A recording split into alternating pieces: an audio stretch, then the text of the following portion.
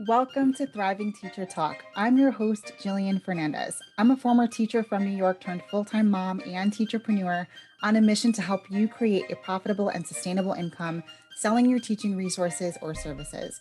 I'm here to make your life easier by giving you the best advice, trainings, and mindset shifts to grow your business, and most importantly, save you time and sanity.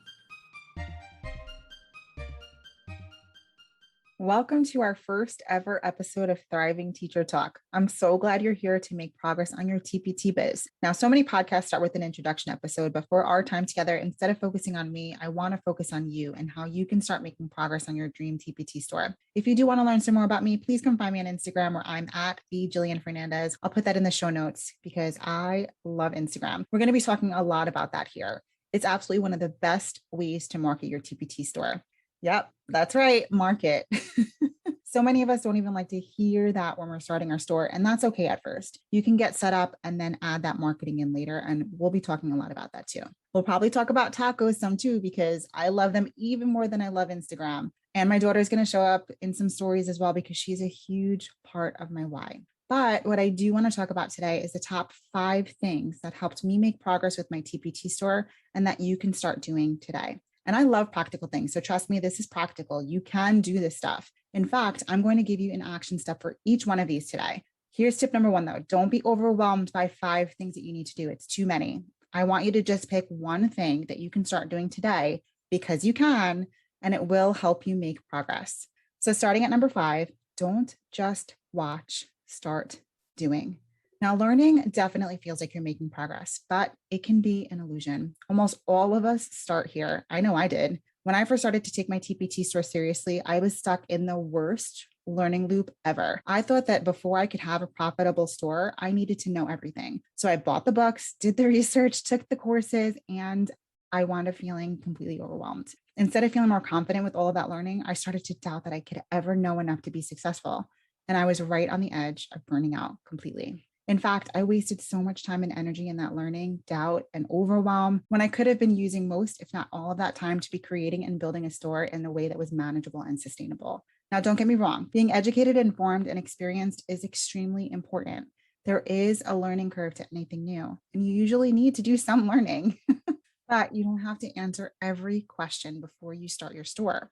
And unfortunately, a lot of us who are struggling or dealing with imposter syndrome do struggle getting to the point of becoming experienced. The learning cycle is very appealing when you're fighting imposter syndrome. It's easier to focus on education and information and never have to dive into those real life learning opportunities of serving a client or selling resources. But now, no matter why you're stuck in a learning cycle, you have to realize that you are stuck and choose to start doing something instead. Yes, it's scary. Yes, it's hard. And no way in heck do I want you to stay there. So let's get moving away from that place. Here's your one thing to start breaking out of the cycle. Write down one thing that you're going to do this week. No watching or learning. It's got to be something that you will make, create, or promote for your business, and then do it. This is one of my big passions, taking action, even if it's messy. Now on to number 4, own your unique business. Every business is unique. It may be a tiny difference. I mean, why do you pick one brand of bread or plain old chocolate over another one? Something stands out. Could be price, logo, color, taste. Something pulls you in. And one of the biggest mistakes that I see in owning your own business is that people think it only means your logo or storefront in order to stand out in a crowd.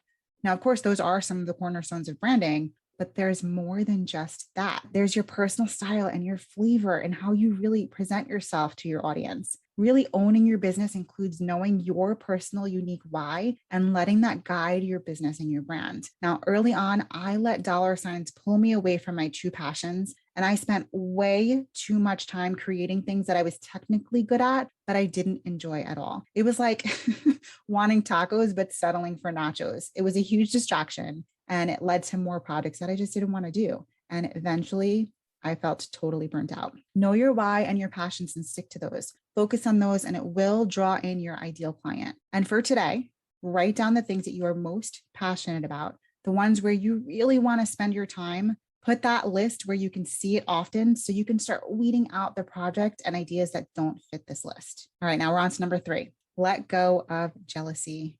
Okay, yes, this one sounds a little less practical, but I promise you it's not. How you think about your store makes an incredible difference. When you get tangled up in what other stores look like or how much further along someone else is than you, you're going down. But when you collaborate, you've found a powerhouse. It's no more that 1+1. This is 1 × 100.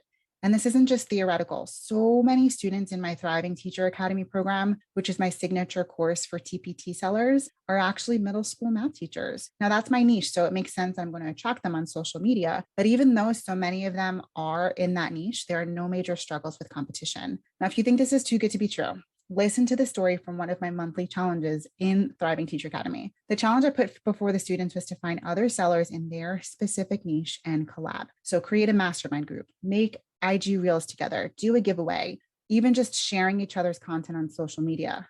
And the feedback was amazing. I was blown away. The amount of growth that the students experienced from those collaborations is like no other. And I found that in my business too. Growth, personal and business, comes from those collabs. Plus, you get a great hype squad too. Action step then, introduce yourself to 3 people from your niche. Start relationships and have an idea of the collaboration that you'd like to suggest to at least one of those. And if you don't know 3 people, choose one, or start doing some research to find your 3. Start down that path to collaboration and leave competition and jealousy in the rear view. All right, we're on to number 2. Create more than you consume. One of my favorite reminders of this is from Milton H. Erickson. He's a psychiatrist and psychologist from the 1900s. And he said, change will lead to insight far more than insight will lead to change. I'm going to say that again. Change will lead to insight far more than insight will lead to change. The best way to get out of that stuck in an emotion or behavior, which often means we're also in a cycle of consuming rather than creating, the best way to get out of that feeling is to start creating, to take action in some direction. It may not be the right direction. Heck, it might be exactly the wrong direction, but that's okay because you're going to learn from it. The most efficient way to access profound insight is by trying. The experience of pursuing new reality gives us a clear window into ourselves. Consuming and hoping to find that insight, which way we should be going, it really doesn't do much beyond giving us an idea of what to research next. Great if you're writing a PhD thesis, but not very helpful when you're trying to reach that dream of a thriving store. So change, action, creating, those are the things that lead to insight. Knowing even more where we should be directing our energies. It can help us recognize and acknowledge the blocks that are holding us back. Then you can really take some amazing steps. So for today, write down that big, scary goal or that outrageous product or service that you've pretended not to think about. And the first step you should do is to take it. Take that step this week. And now, the number one thing that has helped me make progress with my TpT store, be grateful. Yep, not a course, a planner, or even a specific TpT hack, just gratitude. Sometimes you got to keep it simple. It's been one of the most powerful forces in how I've established a successful business. I've always taken time to step back and reflect on the things that I'm grateful for. So this can be like an amazing email from a student, the ability to go for a little dance break with my daughter, tacos. Did I say those were a thing? I mean, this time right here to talk with you. This kind of thing is common enough practice, and you probably are already doing this. But if you're not, this is the easiest and most effective thing to start doing. Start giving yourself the moments to appreciate the little parts of you and your business that have grown. And you can do this on the fly. Anytime, even the smallest good things happen. It could be your first sale, your 50th resource, maybe. Acknowledge and celebrate those little things. You could pick a day of the week to write down the little wins from the week, or maybe just write down one thing each day. And it's okay to have days when that's just a nice warm cup of coffee. There's so many ways to start practicing gratitude. And this simple thing can help bring back those feelings of motivation, productivity, and passion that led you to start your business in the first place. To start practicing gratitude regularly, write down or post to social media one thing that you're grateful for today.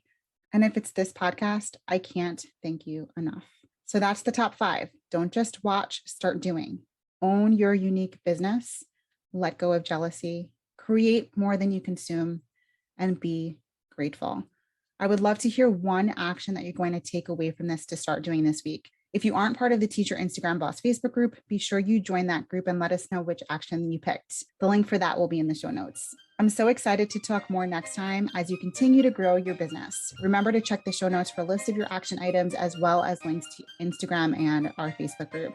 If you loved this episode, be sure to subscribe so you can catch all new episodes, leave a review if something resonated, or even just send me a DM. Thank you so much for letting me into your business and your life today.